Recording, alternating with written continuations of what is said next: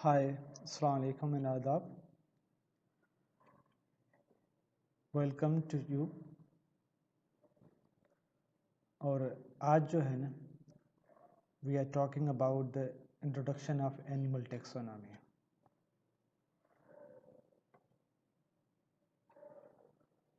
The question is that why you listen this lecture. आप ये मेरी बात क्यों सुने, क्यों लेते? मेरी बात जो आज मैं करना चाहता हूँ इसलिए सुने कि you will come to know that what's the need of classification.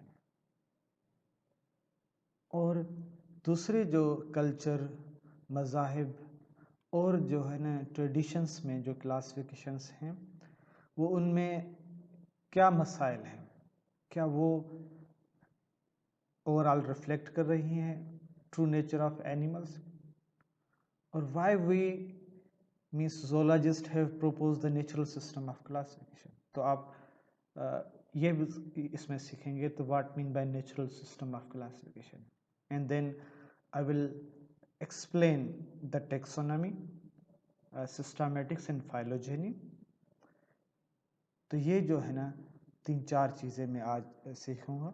और दूसरी अहम बात, जो मेरे लेक्चर्स की जो अहमियत इस तरीके से है कि ज़ूलॉजी को हम आम फहम लैंग्वेज में मैं आपको बताने की कोशिश करता हूँ। सो आज के लेक्चर्स के गोल्स ये हैं। Let's start our discussion. The prime thing is the biodiversity. आपकी ज़मीन दो मेजर पार्ट्स पे मुश्तमिल है। ऐसे तरीके से सब पार्ट कहें या उनके दो अहम जुज़े कहें। One is the living part and other is the non living part. So the living part is very much diverse, so we use term for them the biodiversity। हम biodiversity लफ्ज़ इस्तेमाल करते हैं। और आज तक almost 1.6 million species have been identified, और इनमें से 3/4 मीन्स 75% जो हमारे यहाँ स्पीशीज़ हैं वो एनिमल्स हैं। वैसे एस्टिमेटेड रेट तो बहुत ज़्यादा है, कुछ कह रहे हैं 40 मिलियन, कुछ कह रहे हैं 4 to 10 मिलियन जो है ना स्पीशीज़ हमारे स्टिल अनआइडेंटिफाइड हैं। तो इन बायोडाइवर्सिटी का जो मेजर कंपोनेंट है वो हमारे प्लांट्स हैं और एनिमल्स हैं। तादाद के हवाले से एनिमल्स ज़्यादा हैं, और नंबर ऑफ स्पीशी के हवाले से जो है एनिमल्स की तादाद बहुत ज़्यादा है। मीन्स 75% एनिमल्स हैं एज ए वैरायटी डाइवर्सिटी। लेकिन बायोमास के परस्पेक्टिव से, क्योंकि आप बायोमास को इस तरीके से डिफाइन कर सकते हैं, the total quantity of organic matter in particular area. किसी भी एरिया में जितना भी ऑर्गेनिक मटेरियल है, जो ऑर्गेनिक मटेरियल अक्सर लिविंग से ही हमें मिलता है, तो उसको हम बायोमास कहते हैं। तो बायोमास की पर्सपेक्टिव से बायोमास प्लांट्स की ज़्यादा है। ओवरऑल ज़मीन के ऊपर जो बायोमास है उनका 90% हिस्सा जो है प्लांट्स हैं, बाकी 10% हिस्सा जो है क्या है हमारे एनिमल्स हैं। लेकिन वैरायटी के हवाले से, नंबर ऑफ स्पीशीज़ के हवाले से, नंबर ऑफ काइंड के हवाले से जो है ना ज़्यादा 75% जो है हमारे एनिमल्स हैं। और इन एनिमल्स को we have grouped, so that group is based on the shared characteristic. Now characteristic is that thing that can distinguish one species from another one and can be measurable। खूबी जिस हम उसे कहते हैं जो एक को दूसरे से अलग करे और उसको मेजर हम कर सकें कि ये कैरेक्टर है। टेक्सोनॉमी में अक्सर यूज़ करते हैं। कैरेक्टर्स मुख्तलिफ इकसाम के होते हैं।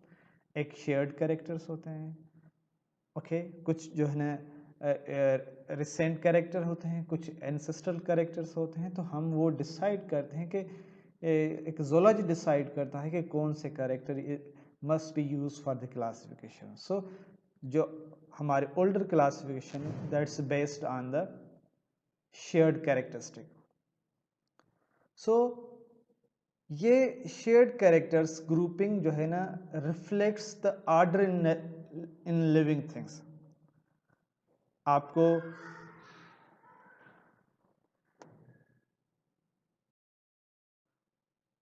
so the shared character means grouping based on shared character shows the natural order, natural feature, natural consequences. So zoologist का अक्सर ये काम है कि to describe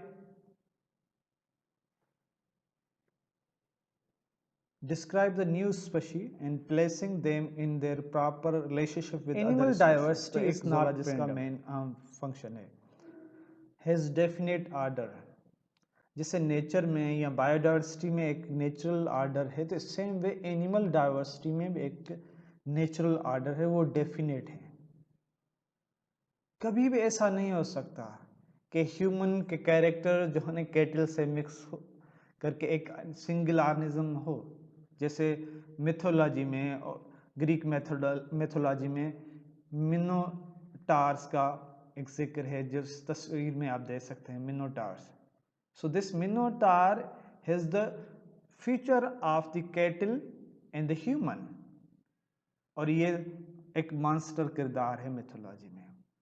एक और किरदार है जिसमें बर्ड्स और हार्स के जो है कैरेक्टर फीचर्स मिक्सअप करके वो पेगासस बनाया गया है। ये एक बिनाइन कैरेक्टर है, रिलीजियस मैथोलॉजी में एक गॉडली कैरेक्टर है, जिसमें पेगासस के बर्ड्स और हार्स के कैरेक्टर मिलाकर ये वह है। ओके, इसमें कोई शक नहीं कि all vertebrate share characters, cattle, birds, horses, ये इसमें कोई नहीं कोई there are some common characters, like सब में वर्टिब्रल बोन है, वर्टिब्रा बोन है, दे आर होमोथर्मी, ये कैरेक्टर हैं, लेकिन ये दोनों मिक्सअप नहीं सकते। तो मीन्स इस स्लाइड से आप समझें कि animal is the definite, animal diversity definite है। कभी भी एक एनिमल दूसरे एनिमल से मिक्स अप करके एक नई चीज नहीं बता, जैसे हमारे जल परी का कॉन्सेप्ट है, ये नहीं हो सकता। और बहुत ज्यादा ऐसे एनिमल्स हैं जो हाइपोथेटिकल एनिमल हैं, जैसे लोगों ने अक्सर मूवी ड्रैगन मूवी के ऊपर बनाया, ये बिल्कुल हाइपोथेटिकल है, हकीकत से इसका तो कोई ताल्लुक नहीं।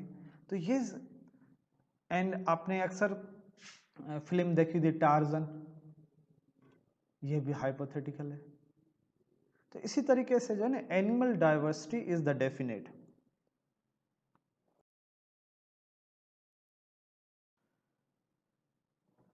Moreover all human culture and religion has classified familiar animal, जहाँ जहाँ जो भी एनिमल हैं और वहाँ रिलीजियस रहने वाले हैं। जैसे फॉर एग्जाम्पल हम मुस्लिम हैं तो हम जानवर एनिमल्स को जो है ना हिलाल और हराम में करते हैं।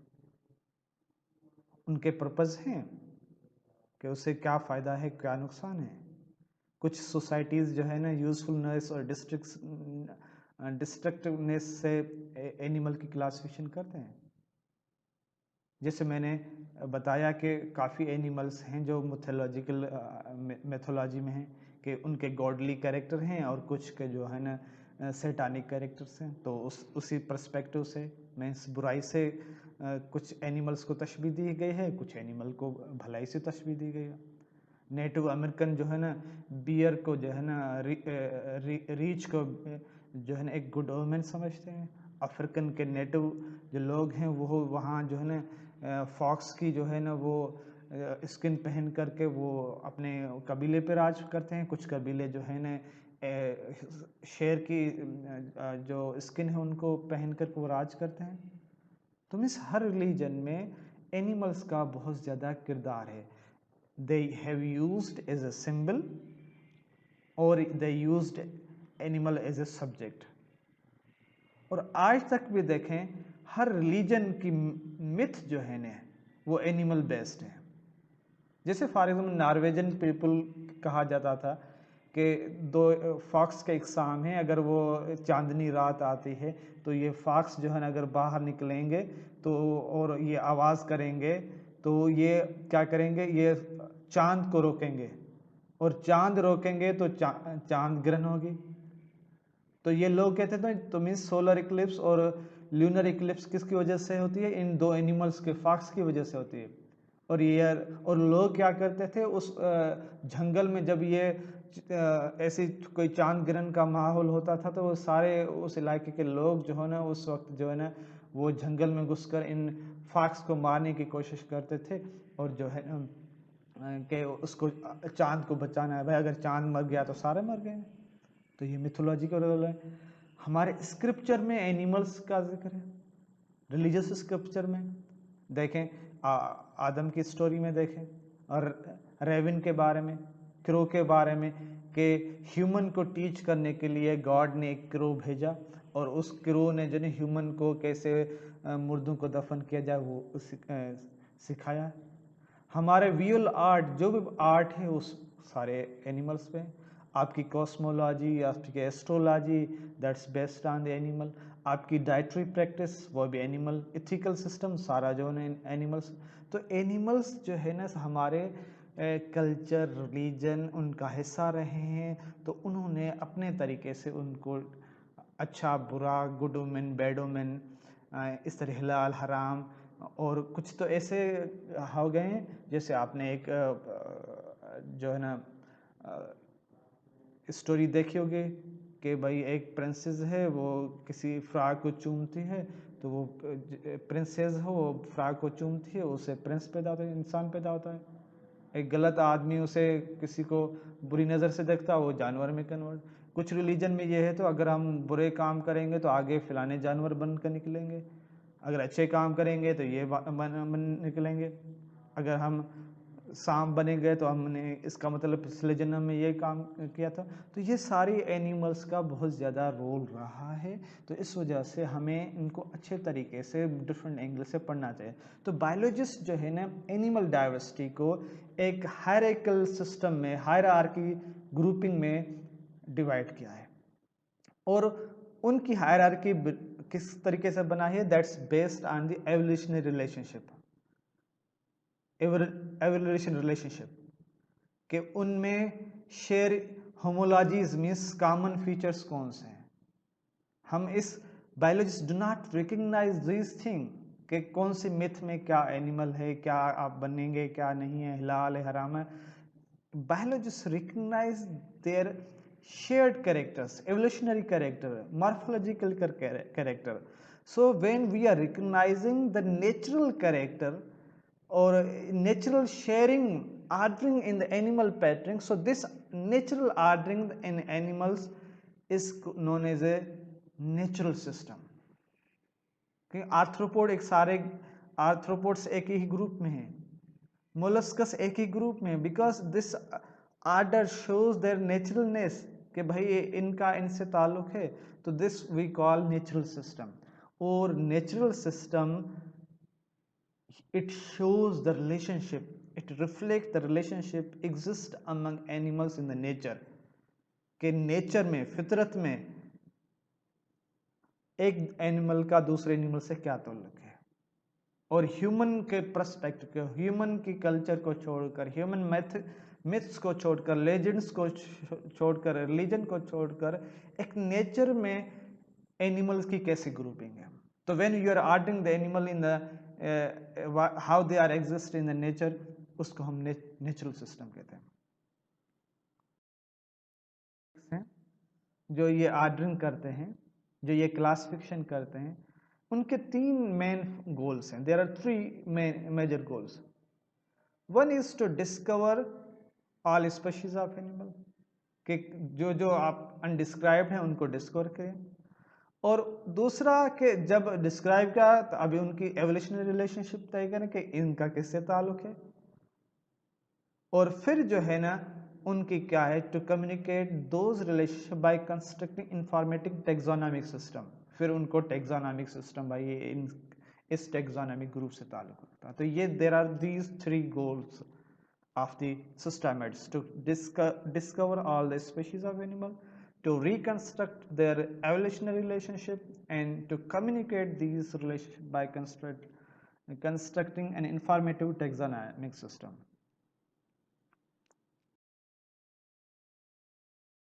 Three terms that we need to understand: one is the taxonomy, second is the systematic, third is the phylogeny. Our taxonomy is a formal system of naming and grouping species, like Linnaeus has did. Okay, Linnaeus ने species को name देना और इसको particular group में रख देना, इसको हम क्या कहते हैं? टेक्सोनॉमी कहते हैं। और आप जानते हैं animals that have very recent common character share common feature जो जिसके एवोल्यूशनरी हिस्ट्री में बहुत जो ना रिसेंट फीचर्स हैं उनमें कॉमनिटी होती है एनिमल्स में, और उनको उनकी टेक्सोनॉमिक सिस्टम भी कॉमन होती है। तो क्या हुआ कि लिनियस की taxonomy that's based on the morphological, उनकी शेयर कैरेक्टर्स पे बेस नहीं, एवोल्यूशनरी बेस नहीं। So now zoologists have tried to put the evolutionary relationship, to reveal the evolutionary relationship. So taxonomy के साथ आप उसकी evolutionary relationship means you are describing, you are putting in the groups and studying their evolutionary relationship, तो उसको हम क्या कहते हैं? systematic कहते हैं। तो systematic, the study of kinds and diversity of the animals and of their evolutionary relationship among them is called as systematic. और सिस्टमैटिक जो है ना हमारे टेक्सोनॉमी से थोड़ी सी ब्रॉडर साइंस है, क्योंकि study of taxonomy exist before evolutionary biology. Evolutionary biology हमारी रिसेंट है, इससे पहले भी टेक्सोनॉमी थी, और हमारे यहाँ अभी भी टेक्सोनॉमी में बहुत ज़्यादा ऐसी प्रैक्टिस हैं जो एवोल्यूशनरी बायोलॉजी से पहले की हैं। तो इस वजह से हमें बार बार टेक्सोनॉमी को रिवाइज करने की ज़रूरत होती रहती है, उसमें मॉडिफिकेशन के, क्योंकि स्पेशी स्टैटिक नहीं है, स्पेशी इम्यूट नहीं है, it never remain same, it remain changing. तो जब वो चेंज होती है तो यू कैन नॉट से सेम थिंग कि जो जिस लिनियस के टाइम में जो टेक्सॉन जो जीनस थे अब वो नहीं रहे, अब हम उनका जो है ना स्टेटस चेंज कर दिया है based on this evolutionary relation. और तीसरी जो टर्म है फाइलोजेनी, तो phylogeny is the description of evolutionary history of group of organism and is usually depicted using tree diagram. तो फाइलोजेनी में हम एवोल्यूशनरी हिस्ट्री पढ़ते हैं उसी ग्रुप की, और एक डायग्राम बनाते हैं कि बस इस ग्रुप का इससे ताल्लुक है, फिर इस ग्रुप का इससे ताल्लुक है, इसी तरीके से होता है ना। तो ये 3 टर्म्स हो गए: taxonomy, systematic and phylogeny. Taxonomy just is a naming and grouping, systematic we name and group and also find out the relationship, और फाइलोजेनी में क्या कहते हैं? उसकी हिस्ट्री भी हम मालूम करते हैं, उनके एवोल्यूशनरी हिस्ट्री मालूम करते हैं। ये 3 टर्म्स हम यूज करते हैं। Now systematization versus classification. Evolutionary theory जब हमने एनिमल टेक्सोनॉमी में इंट्रोड्यूस की है तो taxonomy has B change into सिस्टमेटाइजेशन। Classification जो पहले एक ग्रुपिंग थी बेस्ड ऑन मॉर्फोलॉजी, अभी उसमें हमने एक एडिशन की है कि एवोल्यूशनरी थ्योरी का पर्सपेक्टिव क्या, अब वो सिस्टमेटाइजेशन में कन्वर्ट हो गई है या सिस्टमेटिक कन्वर्ट हो गई है। Classification denote the construction of the classes or grouping of organism possess the common feature. Classification ये कि भाई जिनके में सेम फीचर हैं उसको एक ग्रुप में रखो, जिसके डिसिमिलर फीचर्स हैं उसको दूसरे ग्रुप में रखो। ओके, अगर नहीं मीन्स अगर डिसिमिलर फीचर हैं तो उसको दूसरे ग्रुप में रखो। तो ये हमारे जो है ना क्या है? क्लासिफिकेशन है। और हम जानते हैं कि स्पीशीज इज इवॉल्विंग। अगर आप एक ही ग्रुप में रखेंगे और स्पेशी इवॉल्व होती है नेचर के साथ, तो हमारे टेक्सोनॉमिक सिस्टम जो ये है वो बिल्कुल जो है ना पुअर टेक्सोनोमिक सिस्टम होगा, वो नेचुरलनेस उस ऑर्गेनिज्म की शो नहीं करेगा। सो दैट्स वाई हमेशा क्लासिफिकेशन में यही पूछते हैं, टेक्सोनोमिक्स यही पूछते हैं कि ये species being classified contain definite feature of a particular class, means एक टेक्सोनोमिक क्लासिफिकेशन ये में क्या पूछा भाई इस स्पेशी में पर्टिकुलर फीचर हैं तो इस ग्रुप में रखो। और सिस्टमेटाइजेशन में क्या होता है, टेक्सोनोमिस्ट ये पूछता है कि इस स्पेशी के जो कैरेक्टर हैं कि जिसको हमने एक हाइपोथेटिकल एंसेस्ट्रल जो पर्टिकुलर टेक्सान हैं क्या इनसे मिलते हैं या नहीं मिलते, ये ए ग्रुप क्या बी से शेयर करता है कैरेक्टर या नहीं करता, अगर करता है तो पुट इन दैट ग्रुप, नहीं करता तो नहीं करता। तो सिस्टमेटाइजेशन रिफ्लेक्ट्स एवोल्यूशनरी रिलेशनशिप और just classification based on the shared common feature. This tutorial I tried to give you a general view of animal taxonomy. Next lecture हमारा जो होगा वो लीनियस की टेक्सोनॉमी के ऊपर होगा। Thank you very much for listening this one. If you have not subscribed this channel, kindly subscribe it and click on the bell icon. Thank you very much.